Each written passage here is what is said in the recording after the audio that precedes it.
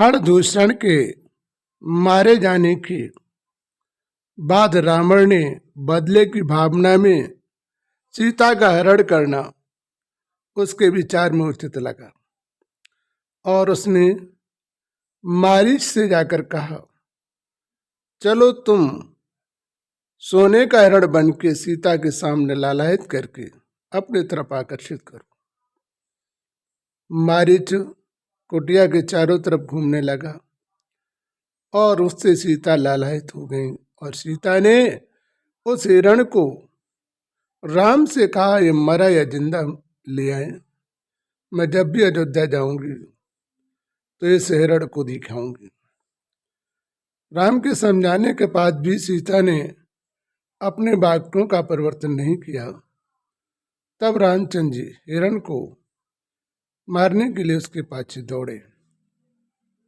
हिरण जैसा ही मायावी आगे बढ़ता गया, जब कुछ दूर पहुंच गया, जैसे ही बाण लगा उसने कहा, हाय सीता, है राम। ऐसी पुकार जो है मारीच ने की, जिससे सीता जी ने सोचा कहीं राम संकट में ना हो। सीता जी ने तुरंत लक्ष्मण से कहा कि जाओ तुम राम की रक्षा करो जाकर। लक्ष्मण ने कहा, उन्हें कोई संकट नहीं आ सकता है।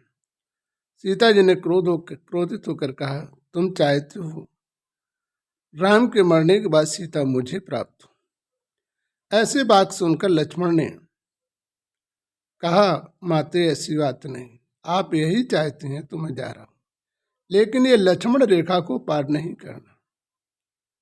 लक्ष्मण रेखा खींच कर लक्ष्मण जी राम के पास चल दिए। वैसे ही रावण ने आकर ब्राह्मण का वेश बनाकर और सीता जी से कहा कि मुझे भिक्षा दो, मैं बंदी भिक्षा नहीं लेता हूँ, आप रेखा से बाहर होकर निकलो तभी मैं भिक्षा लूँगा। क्योंकि रावण जानता था इस रेखा में प्रवेश करता हूँ तो मेरा सर्वनाश हो जाएगा, इसलिए सीता को बहलाकर बाहर भेजा। और बाहर जाने के बाद सीता जैसे ही बाहर निकली, रावण ने उन्हें का हरण कर लिया। विचार करो, नारी जब भी अपने स्वार्थ भाव में बहक जाती है, ऐसी स्थिति पर ही उसे दुखों का सामना करना पड़ता है।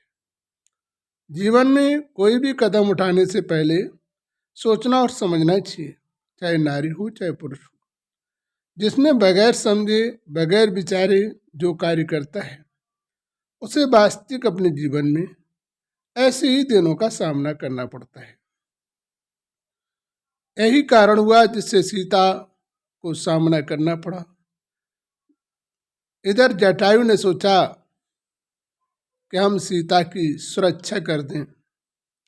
जटायु रावण से लड़ा, लेकिन जब रावण असहाय होने लगा तो उसने जटायु के पंख काट दिए और सीता को हरण करके ले गया। विचार करिए, मानव की सहायता भी काम नहीं आती है यदि मनुष्य अपने सद्विचारों से कार्य नहीं करता है। इसलिए उसे अपने जीवन में सद्विचार सद्भावना के द्वारा कार्य करना चाहिए, जिससे उसे ऐसे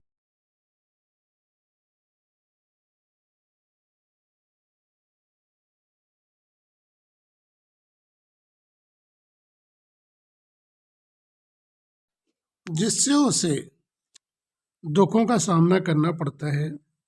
जैसे सीता जी ने अपने मनोइच्छाओं का अधिक प्रयोग किया और नियम का पालन नहीं किया, यही कारण हुआ उनके जीवन में दुखों का आना।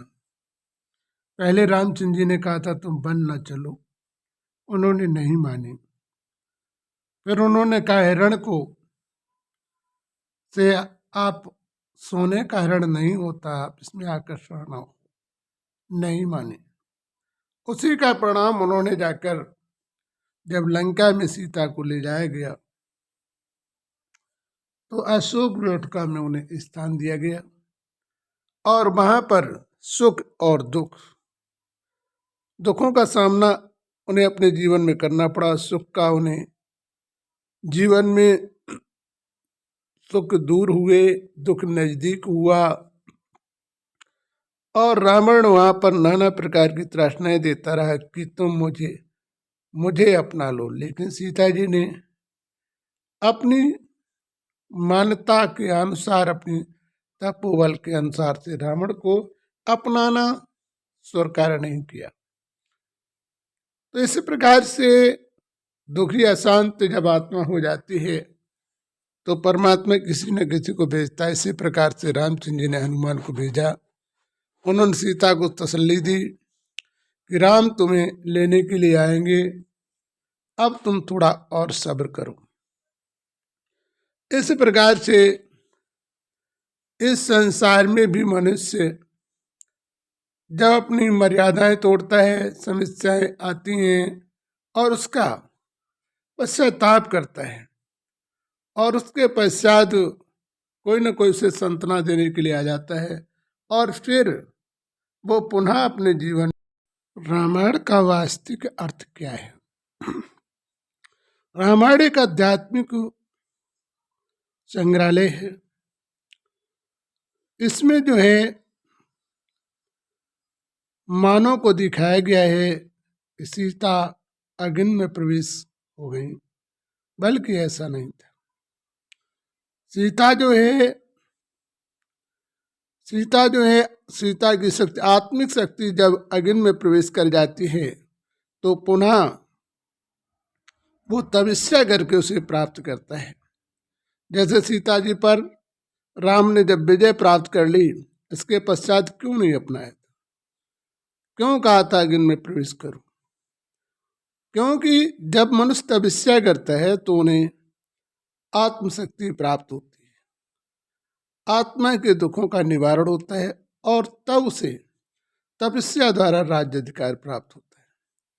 और जब राज्य अधिकार प्राप्त होता है तो स्वार्थ पैदा हो जाता है और स्वार्थ के कारण वो अपराधी करता है। इसी प्रकार से सीता जी राज्य के भोगने के पश्चात, कहते सीता जी जब गर्भवती थी तो राम ने परित्याग कर दिया। माना ये आध्यात्मिक विषय है। जब मनुष्य पेट का स्वार्थी अधिक हो जाता है और अपने न्याय को भूल जाता है, अन्याय के कदम में चलने लगता है, उस समय परमात्मा उनसे दूर हो जाता है। फिर वह संसार रूपी सागर में भटकने लगता है। जैसे दिखाया गया लक्ष्मण जी उन्हें जो है छोड़ आए थे, छोड़ने जंगल में गए थे। तुम्हारा लक्ष्य जब बिगड़ जाता है तो दुनिया में लोग उसे छोड़ देते हैं और उसे अपने जीवन में भटकना पड़ता है। फिर सीता जी के लव और कुश का जन्म हुआ। लव माने प्यार, कुश माने अंकुश।